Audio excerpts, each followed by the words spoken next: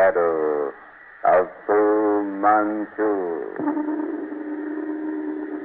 Based on the stories by Sax Rohmer.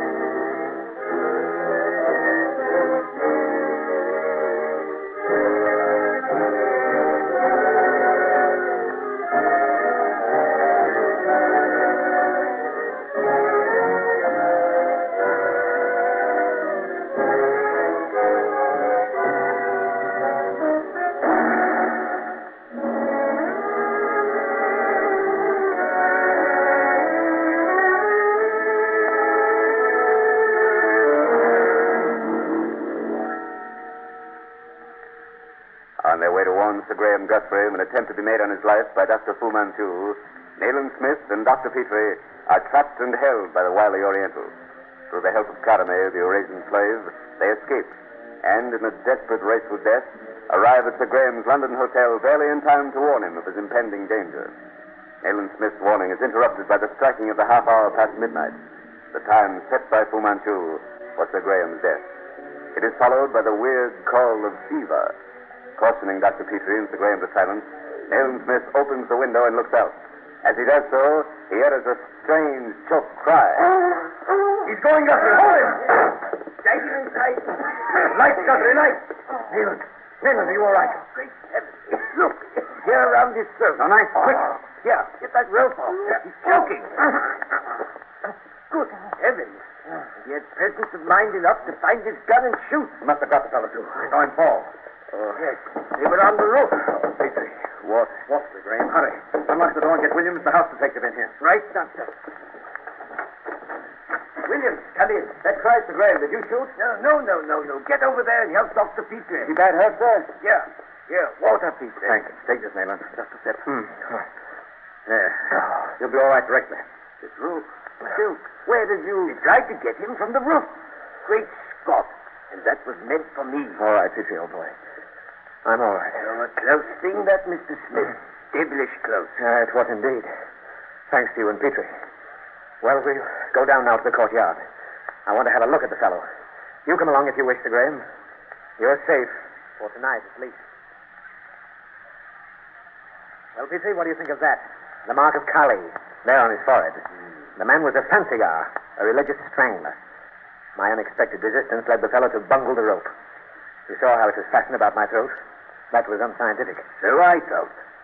True method is practiced by the stranglers operating in Burma was quite different. Yes. They threw the line about the victim's neck and jerked him from the window. And of course, a man leaning from an open window would naturally be unbalanced. It would require only a slight jerk to pitch him forward. In Burma, no loop was used, but a running line.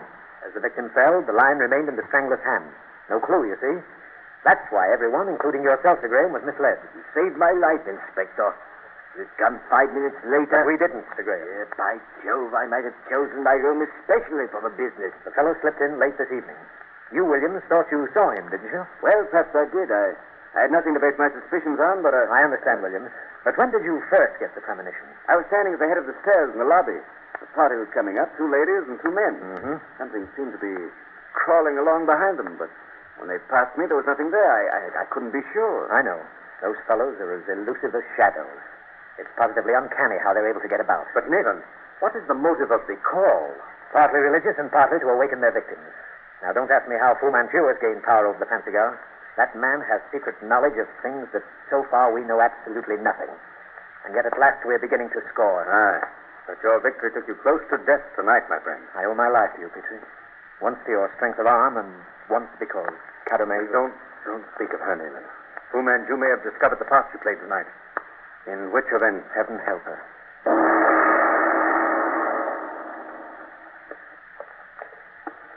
The net's closing in, Petrie.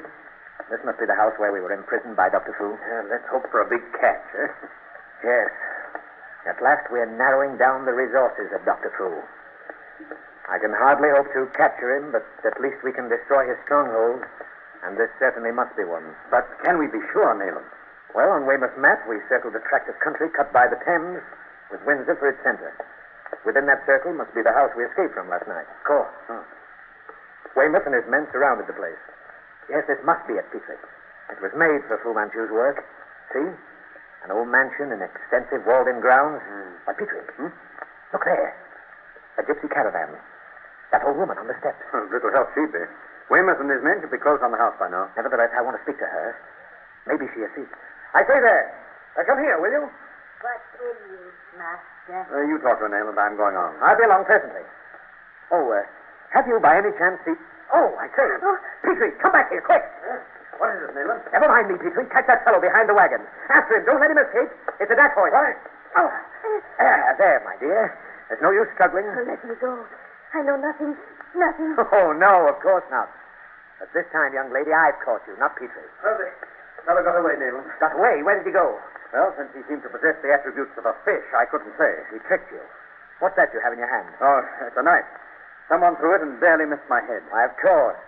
He was in the water, not 3 yards from where you stood. You must have seen him. Was there nothing visible on the water? Only a wild fowl, nothing else. Oh, a wild fowl. That's an old trick, Petrie. What you saw was a decoy. The man's head was concealed in that wild fowl. The moment you turned your back, he stood up and threw his knife. Well, it's useless to look now. He's made good his escape. Well, I'm certainly not familiar with all the tricks of these murderous friends of yours.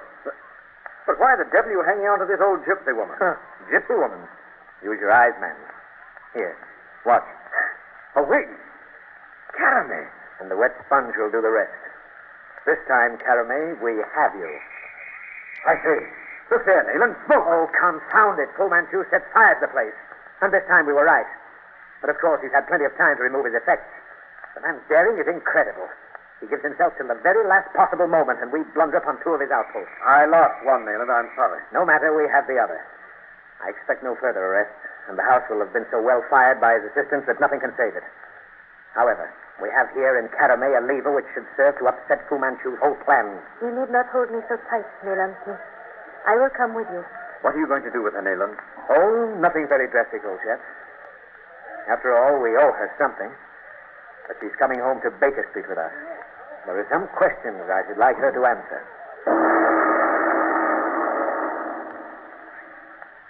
The Karamanehs. The man who was with you outside that caravan was in Burma until quite recently. He murdered a fisherman some 30 miles above Prome just 3 months ago. The British resident had placed 1,000 rupees on his head. Am I right? And suppose you are? What then? Suppose I place you in the hands of the police, my dear. As you please. The police would learn nothing. No, I suppose not. Karamanehs, you don't belong to the Far East.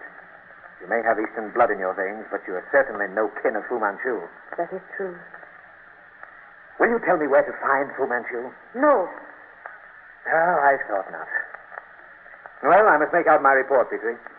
Look after the prisoner, will you, old chap? Find out what you can from her. She'll tell you. I'll be in the next room. Why won't you trust us, Karamanehs? No harm can come to you. You have been able to protect those others? Some of them whom he has sought for? You mean that if you speak, Fu Manchu will kill you? Kill me. I do not fear for myself, Dr. Petrie. Then for whom do you fear? When I was seized and sold for a slave, my sister was taken too, and my brother, a child. My sister died in the desert. My brother lives. Ah, it were better if he had died then. What do you mean? You speak of slave raids in the desert. Where did these things take place? Of what country are you? Does it matter? A slave has no country. No name. But you have a name. As Karamanehs or Karamanehs, I was sold to Dr. Fu Manchu, and my brother, too. He has spent a great deal of money to educate us. My brother is all that I have left in the world, and he is in the power of Fu Manchu. Do you understand? It is upon my brother that the blow will fall. You ask me to fight Fu Manchu. You talk of protection. Did your protection save Sir Crichton Davies? I see. You understand now why I cannot disobey Fu Manchu's orders, why I dare not betray him. But he cannot revenge himself upon your brother when you're in no way to blame. We arrested you. You're not here of your own free will. Oh, let me go. He will kill him. I cannot, Karameh. Listen. If I tell you where Fu Manchu is to be found alone, will you solemnly promise that you will immediately go to the place where I shall guide you and release my brother? That you will let us both go free? Karameh, Nayland Smith has often accused me of weakness where you were concerned. Isn't it my plain duty to put the case before him? Nayland Smith? Oh, you may rest assured he'll look at it fairly. He's honorable, just. I guarantee that if you speak before him, he will agree to your proposal. You are sure? I am. Then call him back. Oh, Nayland, come in, please. Yes, Petrie. What is it? I do not think it necessary to explain again, Dr. Petrie. Nayland Smith is a detective. I am sure he found a way to hear what I told you. By Jove. Well, yes. I overheard. And you will help me, my brother? Yes. We agree. We'll let you go the moment you tell us where we can find Fu Manchu. Then listen closely. On the bank, the left bank of the Thames, 5 miles below the mansion that was burned tonight, you will... The dacoits, Petrie. Put out the lights, quick.